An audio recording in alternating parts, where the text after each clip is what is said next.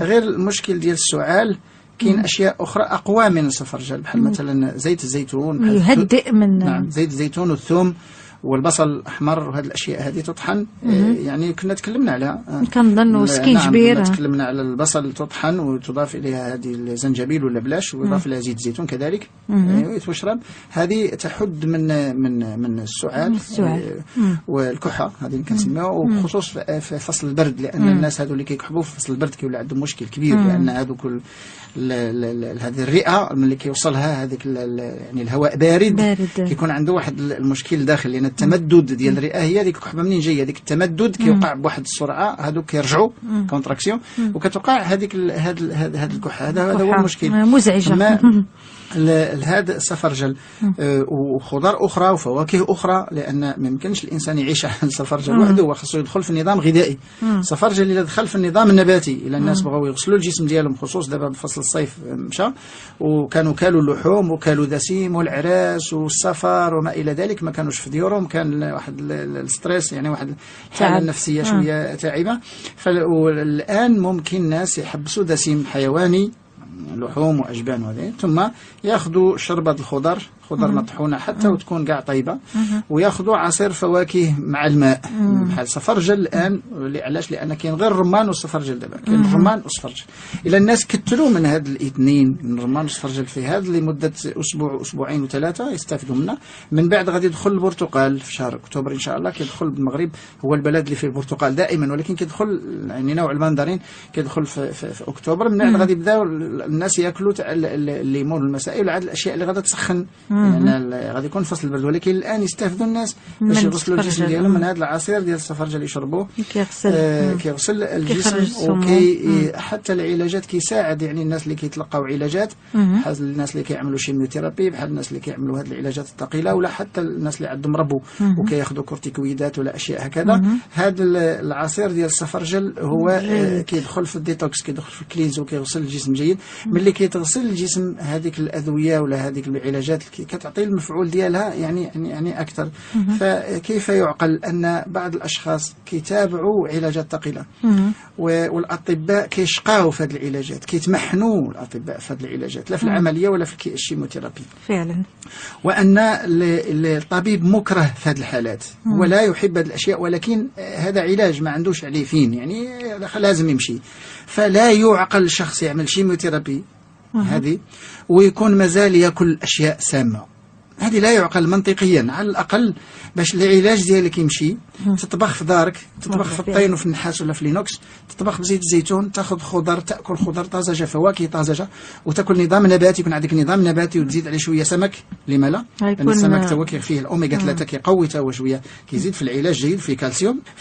على الأقل الناس يحبسوا الأكل ديال الشوارع ويحبسوا المواد الصناعية من يكون عندهم واحد العلاج ثقيل مثلا هذه. ولذلك كنشوفوا على زائد خص تكون واحد المعنويات نفسية عالية. هذا الإخوان، نعم أكيد الإخوان الأطباء غادي يلاحظوا بعد واحد القضية، أن الحالات اللي تعالجت مثلا بالشيمي ولا اللي الشيمي وعطات المفعول ديالها هي حالات كتجي من البادية، ولا الحالات اللي كتاكل في ديورها، لكن العائلات اللي مثلا النساء اللي كيطبخوا في ديورهم، اللي كيطبخوا طبخ جيد، العلاج الكيماوي كيعطي نتيجه. الناس اللي كياكلوا مواد صناعيه واللي كياكلوا برا واللي الحاله النفسيه ديالهم مضطربه، اللي كيلاحظوا على ان الشيميوثيرابي هادشي اللي عطى الله، هادشي اللي كاين، ما عندهم ما يديروا الاطباء، ما عندهم ما يديروا، الشيميوثيرابي راه كاينه صافي، ما عندهم ما يدير. بعض المرات المناعه كتهبط، كتنخفض، كيدير الحصه الاولى والثانيه المناعه كتنخفض، الطبيب ما يقدرش يزيد. فالمريض هو اللي خصو يساعد الطبيب يزيد في العلاج. الا بقات المناعه مرتفعه غادي الجسم يتحمل واحد الحصص مزيانه حتى تذوب هذيك مثلا هذاك الورم السرطاني ولا شيء. فهنا جميع الاشخاص اللي عندهم اي مرض اللي كيتابعوا علاجات ثقيله، الشيميوثيرابي علاج ثقيل ماشي سهل، فخص هاد الناس هادو يلتزموا بواحد النظام طبيعي، ونظام يكون نباتي اكثر ما يكون حيواني. لماذا؟ لان الحيوان مع الاسف الشديد كاين فيه عامل الكوليسترول. ملي كيكون الكوليسترول الدسم المشبع ما كيخليش العلاج يمشي. حتى الاطفال ملي ياخذوا مثلا لونتيبيوتيك هذا المضاد ديال الحلاقم ولا ديال شي، خص الام طيب للدري في الدار وطيب له اشياء جيده، طاجين ديال السمك ولا مثلا يعني البيض البلدي ولا خضر جيده، فواكه جيده، طيب ليه في الولد في الدار وتعطيه مثلا شراب ديال الزعتر وتزيد له اشياء اخرى باش العلاج يمشي 100%. هنا ها النساء كيشوفوا على ان الاطفال ديالهم اللي كيمرضوا كياخذ الدواء كيمشيو للحلاقه واحد اسبوع ولا شنو كيعاودوا يرجعوا.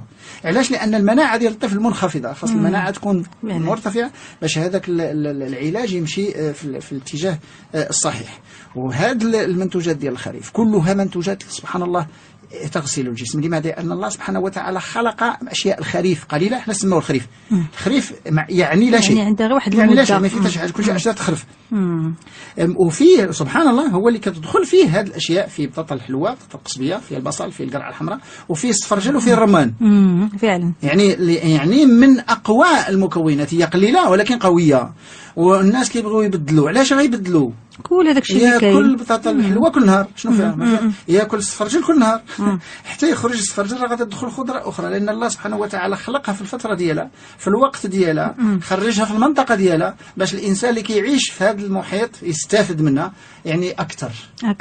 الدكتور ذكرت السيده فاطمه من البيضاء، لان ما رجعناش للسؤال ديالها، تحدثت عن بذور الصفرجل. نعم. يعني ما فائدتها؟ لأن الناس كترميها أكيد. نعم كرموا مع الأسف الشديد. هو الله سبحانه وتعالى يقول: أفحسبتم أنما خلقناكم عبثا وأنكم إلينا لا ترجعون.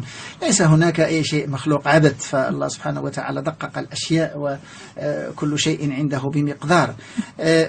البذور ديال التفاح، البذور ديال التفاح والصفرجل والإجاص هي بذور نافعة اللي كنتحرجوا منه احنا في علم التغذية أن فيها المشكل ديال السيانيور، مكون ديال السيانات.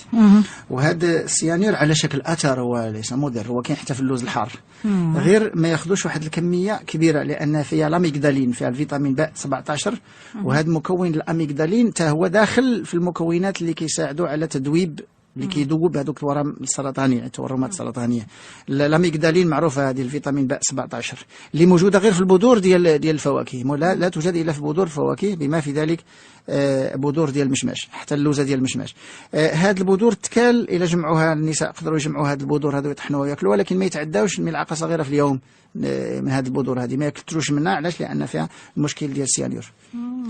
وعلاش وليس خطير، وليس خطير. انا لا يعني ما علي، انا انصح بتناول هذه الاشياء هذه، الزريعه ديال التفاح، البذور ديال التفاح والبذور ديال الاجاص والبذور ديال الصفرجل والبذور ديال الفواكه. نعم تؤكل.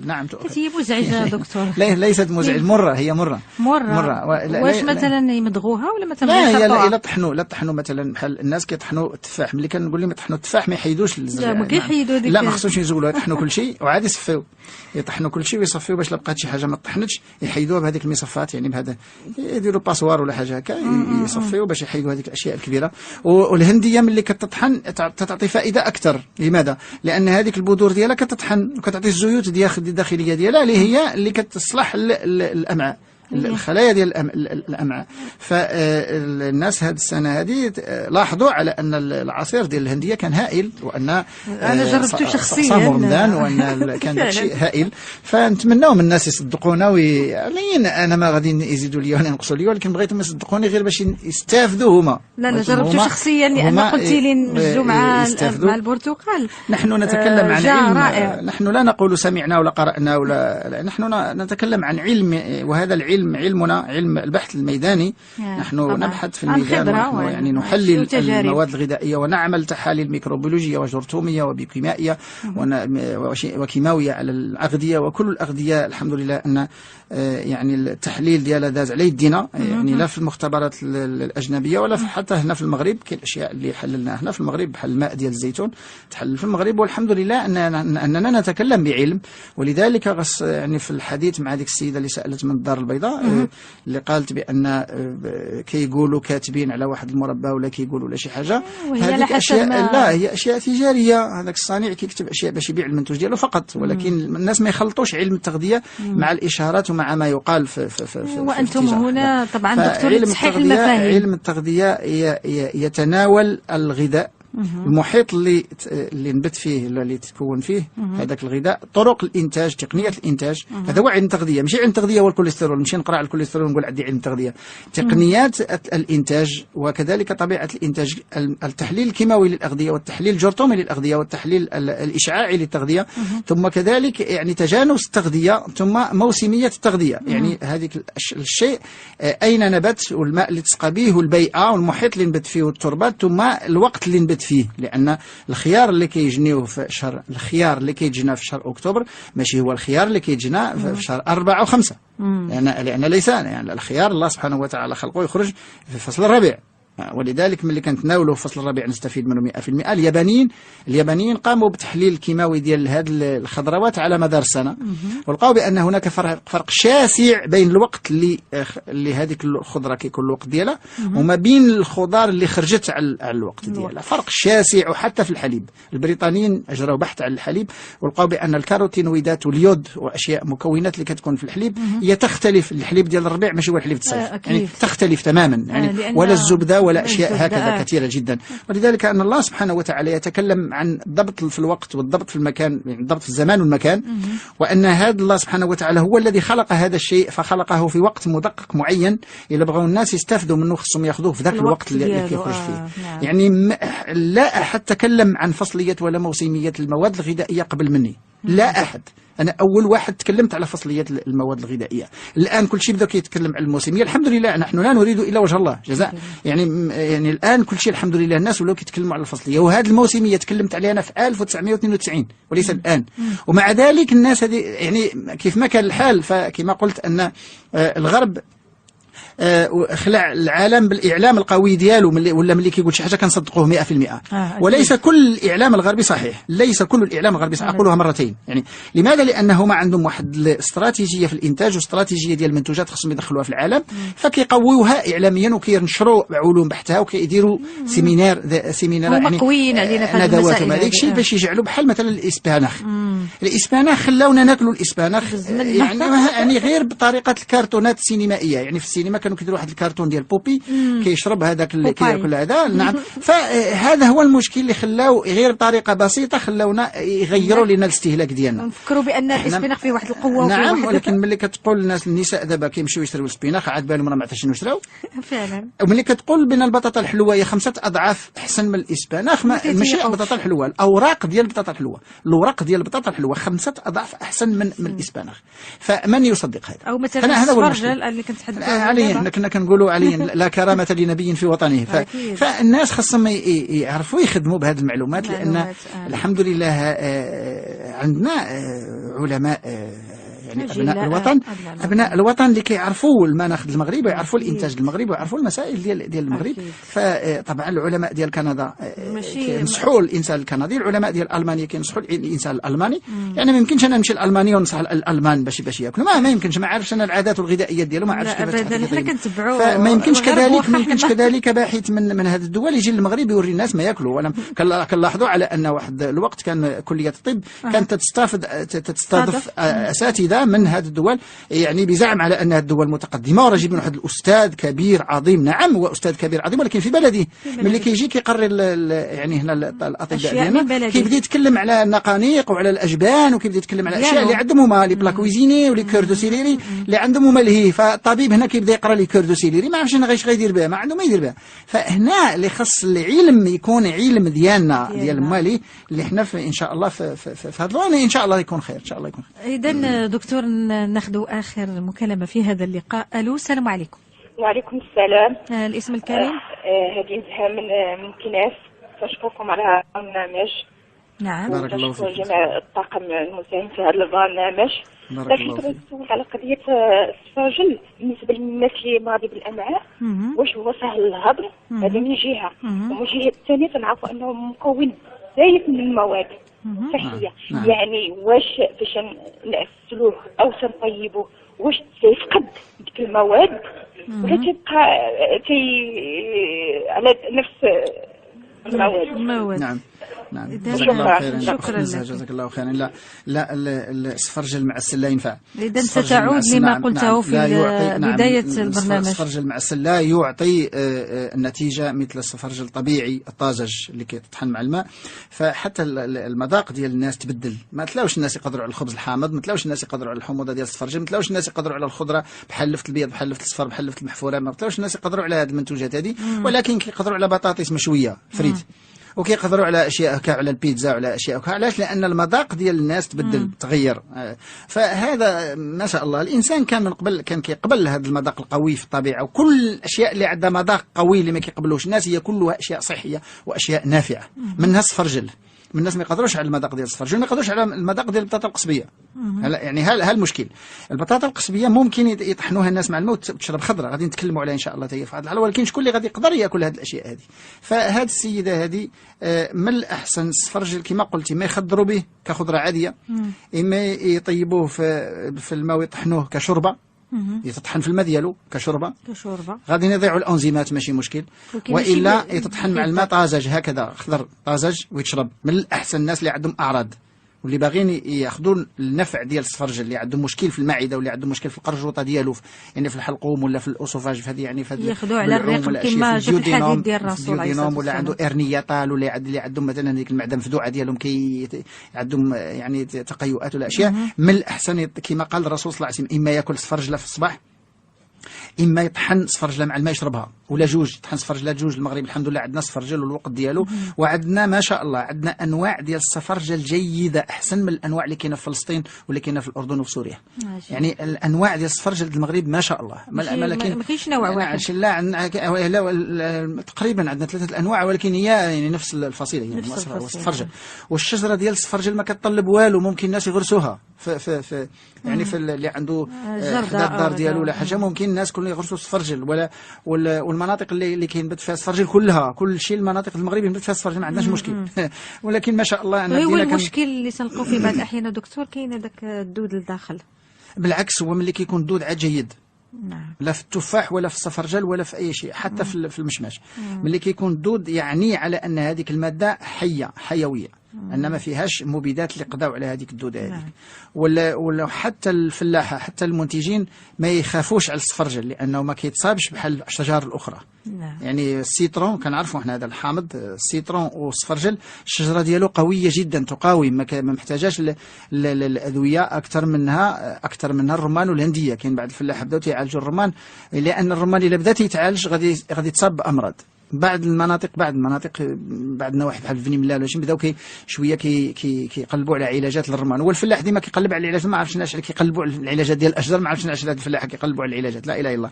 فهذه الاشجار الا خلاوها قاومت بنفسها هذه الامراض الجرثوميه اللي منها بعض الفطريات ولا بعض الاشياء، كتعطي مردوديه واحد العام، ربما تعطي مردوديه ناقصه، ولكن العام الثاني غادا تكتسب حتى هي مناعه. حتى النبات خلق الله سبحانه وتعالى عنده مناعه وغادي يعطي منتوج اكبر. بحال ملي كان الجراد ملي كان كيجي المغرب، ماشي غير المغرب، كاع دول العالم كيجي لها جراد.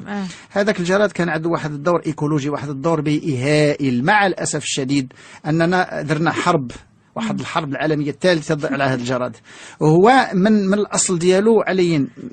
علاش؟ لان ما يقدرش الفلاح يسمح في المنتوج ديالو لمده سنه. هذاك الجراد شنو كان كيعمل من قبل؟ ملي ما كانوش المبيدات ديالو، والمبيدات ديالو دابا راه باقا في التربه، لان المبيدات ديال الجراد كتبقى 50 عام في التربه وما تمشيش لانها ماشي سهله. فهاد المبيدات ديال الجراد ما كانش معروفه من قبل. كان الجراد كيجي يمر على الاخضر واليابس، كان كيلقح الشجر في هذا البروبيوتيك ديال يعني الجراد عنده واحد الدور. نعم، كان كيلقح الشجره بيولوجيا، كيعطيها واحد المناعه يعني ضد الامراض الاخرى. كان كيلقح الشجر ملي كياكل ديك الورق وداك الثمار، كيلقح الشجره كتعاود تخرج فروع جديده واشياء جديده قويه. كان كيلقح الشجر، وكان كيسمد الارض، كيدير سماد في الارض. البراز ديالو ملي كيكون غادي كيطلقوا في الارض، وهذاك البراز ديالو في الارض هو اللي كان كيزيد في خصوبه التربه. المنتوج المردوديه بعد الجراد كانوا الفلاحه ديما كيلقاوها بانها مضروبه في 3. المردوديه ديال العام اللي بعد الجراد كانوا الفلاحه كيصيفوا دائما، كانت معروفه هذه في المغرب ولا يعني. فهو عنده دور ايكولوجي، عنده دور بيئي هائل. ولكن مع الاسف الشديد احنا دابا الكيمياء، نحن في عصر الكيمياء غلبت علينا، فالان بدينا كنضربوا هذاك الجراد بالمبيدات الكيماويه، كنقضيو على الجراد كيبقى لنا واحد المنتوج ناعم، ولكن كنلوثوا البيئه بالمبيدات، وكان يعني كنولي بالضرر اكثر من النفع ديال هذه الاشياء هذه. وعلي انت هي داخله في استراتيجيه، لان كتدخل حتى يعني هذه كتدخل حتى الامم المتحده باش يعني تحمي بعض الدول من هذا الجراد اللي هي دول ساحل، يعني والجراد كيجي من تحت المغرب، كيجي من تحت الجراد هذا. فهاد الاشياء اللي خصنا نعرفوها، ان الطبيعه فيها كل شيء جيد، غير نتعاملوا مع الطبيعه. لان لا واحد الماده مثلا السفرجل غادي نجيبوه جيد، الشجره ديالو غنسقيوه بالماء غادي يعطينا ثمار جيده، غنجيبوا ذاك السفرجل ذهب فاكهه ذهبيه، غادي نجيبوها للدار وغنبداو نزيدوا عليها السكر ولا نعسلوها ولا نديروا عليها. يعني هنا فين خاص النساء جزاهم الله خير خصهم يفهموا هذه القضيه هذه، ان لا جبتي واحد الخضره ثمينه ولا واحد الغذاء ثمين، على الاقل تخليه قريب للخلق ديال الله، قريب للطبيعه شي شويه. هذا الشيء اللي كاين. وشوف الانسان البدائي علاش كان صحيح وكان يعني قوي جدا، وكان عنده كان كياكل الطازج، وكان تياكل الطبيعه وما كان تيغير فيها حتى شي حاجه اللي خرجت من الارض كياكلها. هذا علاش كان دابا الانسان غير هذا حتى السلوك ديال النبات تغير، والسلوك ديال الحيوان تغير.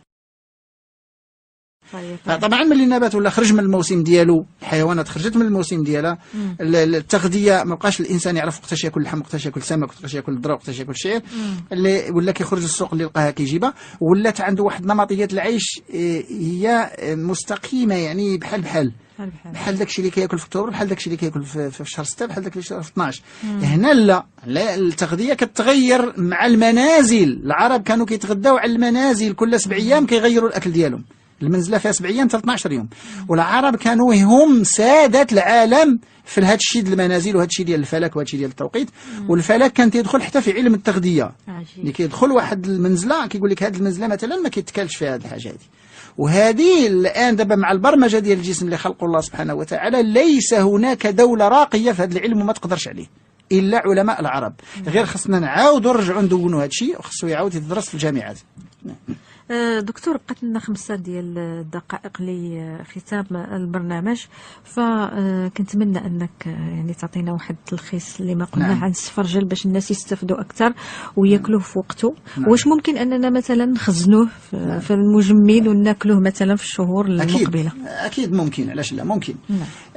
يتقطع ويتهيئ ويدار مثلا في واحد، يلفوه في واحد الورق، يديروا الورق عادي، يديروا البلاستيك، ما يعملوش في البلاستيك مباشره. مشكله كبيره هذاك البلاستيك. اما في ثوب، لا يلفوه في ثوب زيف، يلفوه في ثوب عادي، يعملوه في ديك البواطه ولا يعملوه في كيس بلاستيكي باش ما يكونش الكونتاكت، باش ما يكونش متصل مباشره مع البلاستيك. نعم. هذا يعني السفرجل من الناحيه حاليا يعني قلنا كل شيء، ولكن ما قلناش واحد الحاجه مهمه، لان عندنا شريحه ديال المجتمع فيها ناس كتار، يعني كاين الكبير كاين الصغير، كاين اللي رياضي كاين اللي ما. الرياضيين كنعرفوا بان النصيحه الطبيه العالميه هي الموز. هي الموز. هو عكس ان الرياضيين خص لا الناس ديال التنس ولا ديال الفوتبول ولا ديال كره القدم، او مثلا الرياضات الاخرى كالكاراتيه وكالجودو. ان شريب العصير ديال السفرجل بعد الرياضه، ممارسه الرياضه، هو كيرجع للجسم الاملاح المعدنيه اسرع من الموز. عجيب. لماذا؟ لان الموز فيه بوتاسيوم، السفرجل فيه بوتاسيوم، مزيان القلب، والسفرجل فايت الموز بالاملاح الاخرى. اذا كيكون واحد فيتامين بي مع فيتامين سي مع البيكتات، وفيه 4% بروتين. يعني وعلاش دكتور نقاطعك، نخلطوا السفرجل مع الموز؟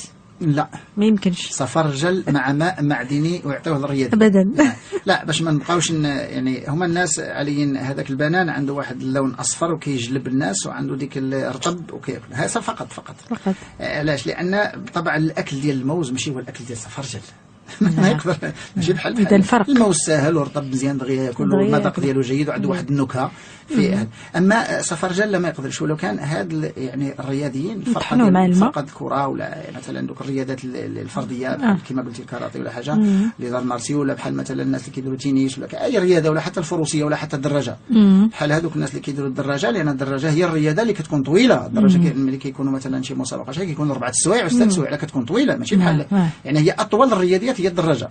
يعني حتى الفروسيه ما طويلاش، الفروسيه عندها 15 دقيقه، بعض المرات كتمشي حتى ل 20 دقيقه، ولكن الدراجه كيمشي مولاها حتى ل 4 سوايع 6 سوايع. يعني عنده واحد من بعد ما يريح ويرتاح يشرب عصير السفرجل جميع الرياضات. لماذا؟ لان هي فيها شويه الازوت بروتينات، وفيها بوتاسيوم مرتفع مع الاملاح المعدنيه، خصوصا مغنيز مغنيسيوم اللي كيعطي طونوس ديال الميسكل ديال العضلات. ثم فيها فيتامين سي، وكنعرفوا بان فيتامين سي بالنسبه للرياضيين هي جيده، علاش الفيتامين سي كيعطي طونوس.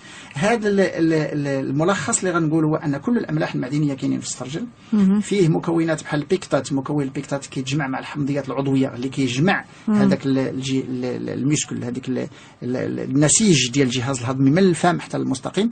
ثم انه كيغسل هذا الجهاز الهضمي وكيضمد الجهاز الهضمي، خصوص النزيف، كيقي من النزيف الدموي الداخلي اللي كيكون في الجسم. ثم الناس اللي عندهم مثلا مشكل من الكونستيباسيون، يعني من امساك حتى الحريق في المعده، ولا اللي كيرجع الماكله، خصوص الناس اللي كيرجعوا الماكله اقولها مرتين، اللي كنسميوها بالفرنسيه يعني عندهم ارنياطال، هادو يتناولوا العصير ديال السفرجل بكثره، يحاولوا يستافدوا منه ان شاء الله. وحتى الناس اللي باغيين يعملوا كلينس، اللي باغيين يغسلوا الجسم ديالهم، بحال اللي عنده مراره عامره ولا اللي عنده اشياء هكذا، فهو كيدخل في الديتوكس، كيدخل في الكلينس. اللي بغى يغسل الجسم ديالو ياخذ تناول عصير السفرجل مع الماء باش يكون طازج، لان ملي كنطحنوا مع الماء كيكون طازج، كنستافدوا من الانزيمات. واللي عنده حموضه شويه ناقصه في المعده يتناول هذا السفرجل اثناء الاكل، مع الاكل، ماشي يعني مع الاكل، باش يسهل الهضم ديالو، باش يزيد، لان هو فيه مكونات غذائيه وفي كيلعب الدور ديال مغذي ومسهل للهضم في نفس الوقت. يعني عنده هذه المزيه. اذا غادي ننصحوا حتى مخرجه البرنامج ايمان مزاحم، اللي هي طبعا الدكتور الا ما كانوش كيعرفوها المستمعين، بطله في الكاراتيه. فازت السنة الماضية بواحد الميدالية فضية، يعني لعبات مع واحد الأبطال دوليين، وكانت هي طبعا من الفائزات.